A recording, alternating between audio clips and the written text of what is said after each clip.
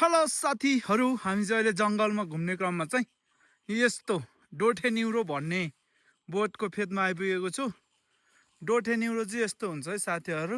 यसको त्यो माथि टपमा चाहिँ होइन यस्तो दामी तोरा हुन्छ, यस्तो अङ्कुसे परेको होइन।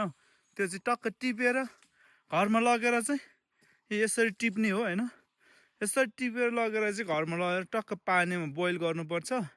बोइल गरेपछि चाहिँ हामीले यसलाई फेरि निकालेर सानो सानो मसिनो बनाएर तरकारीको रूपमा पनि खान सकिन्छ अनि प्लस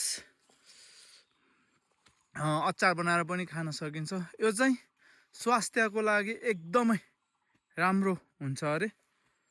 जसको चाहिँ आँखा कमजोर हुन्छ त्यो मान्छेले यो खायो भने चाहिँ अलि आँखा तेज देख्छ अरे। यो अब दाइ पनि चस्मा लगाउनु भएको छ, अलिकति पावर कम छ मेरो पनि। हामी चाहिँ घरमा लगेर ट्राई गर्नेछु यसले कतिको पावर देखाउने रहेछ। त्यो तर कस्तो दामी